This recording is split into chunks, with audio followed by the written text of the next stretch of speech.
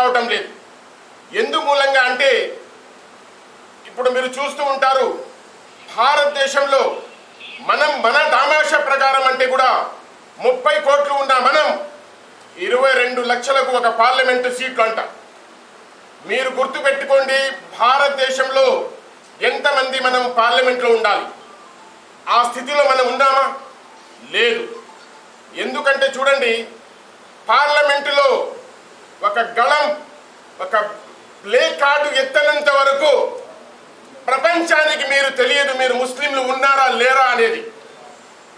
అది ఆలోచన లేకుండా ఈరోజు చూడండి, దీన పరిస్థితిలో ఎప్పుడో మన పెద్దవారు ఆస్తులు పెట్టి ఉన్న 9 లక్షల ఎకరాలు ఆస్తులు ఉన్నాయి, కానీ దాన్ని కూడా కాపాడుకునే స్థితిలో మనం లేను భారతదేశంలో. ఈరోజు చూడండి, ఆంధ్రప్రదేశ్లోనే ఎన్నో ఆస్తులు ఆక్రమణ అవుతున్నాయి. ఇది ఏదో ఒక రూపంలో, ఏదో ఒక బహానా అంటారు కదా, ఆ రూపంలో ఆస్తులు ఆక్రమణ చేస్తున్నారు. అంజుమన్ ఆస్తి అనేది ఇది వక్ఫ్ బోర్డుకి సంబంధం లేదు. ముందు దాన్ని రక్షించుకునే దానికి ఏదో ఒక మార్గాన్ని వక్ఫ్ బోర్డుని తీశారు. కనీసం 72 ఎకరాలు ఉన్న ఆస్తి ఈరోజు కనీసం ముస్లింలు ఆంధ్రప్రదేశ్లో 50 లక్షలు ఉన్నారు.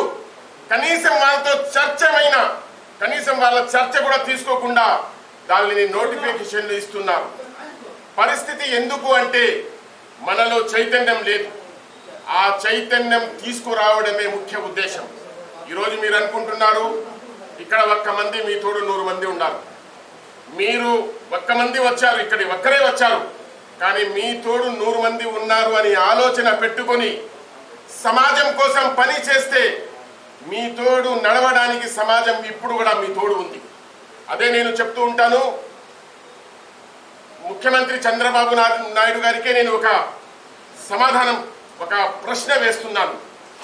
మీరు వక్ఫ్ బిల్లుకు మాకు అండగా నిలబడతాను అని చెప్పి మమ్మల్ని దండగా ఎందుకు పనికి రాకుండా చేశారు ఆంధ్రప్రదేశ్లో, భారతదేశంలో? ఎందుకంటే మీ కూటమి ప్రభుత్వంలో మీరు ఉన్నారు కాబట్టి కేంద్రంలో ప్రభుత్వం నడుస్తూ ఉన్నది.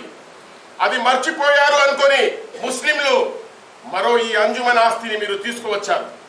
ఈ అంజుమన్ ఆస్తి మీరు ఇచ్చేయండి, తీసుకోండి, కానీ మా చేతిలో కూడా ఆయుధం ఉండాలి.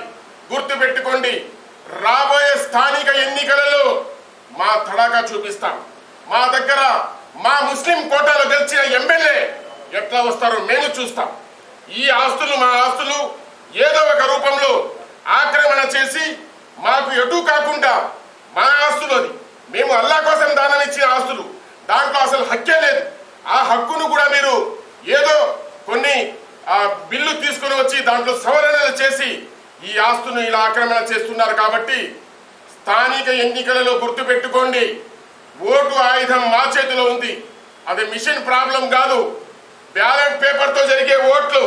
ఇది ఆంధ్రప్రదేశ్లో తెలవాలనే నేను ఈ మార్గంలో వచ్చాను. బ్యాలెట్ పేపర్లో జరిగే ఓట్లు కాబట్టి ముస్లిం సమాజం ప్రతి ఒక్కరు చూస్తారు, నేను ఏం మాట్లాడుతున్నారో ప్రతి ఒక్కరు చూస్తారు. కాబట్టి ముస్లిం సమాజం ఇప్పుడైనా మేలుకో. ఇప్పుడు కాకపోతే ఇంకెప్పుడు, మనం కాకపోతే ఇంకెవరు, మార్పు రాకపోతే మనం భయమైపోతాం. గుర్తుంచుకో సహోదరులారా, సంఘం అనేది ఊరికే పెట్టుకొని 4 సంవత్సరాల తర్వాత ఎలాగైతే భోజనం తర్వాత చాప చుట్టేస్తామో అలా అయితే సంఘాల్లో పని చేయకండి. ఎందుకంటే పార్టీలు నిరసనలు చేస్తే ప్రభుత్వాలు పట్టించుకోవు, కానీ ప్రజా సంఘాలు గిన చేస్తే ప్రతి ప్రభుత్వము ప్రతి ఒక్కరూ దిగి రాక తప్పదు. కాబట్టి నాకు ఈ అవకాశం ఇచ్చారు.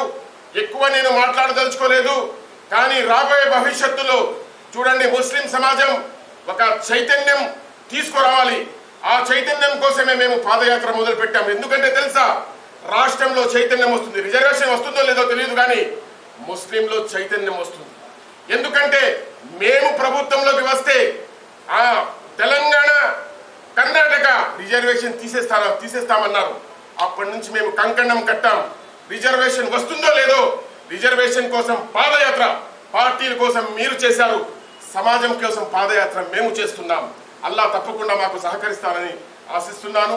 నాకు ఈ అవకాశం ఇచ్చినందుకు ప్రతి ఒక్కరికి ధన్యవాదాలు. అస్సలాము అలైకుం వరహ్మతుల్లాహి వబరకాతుహు.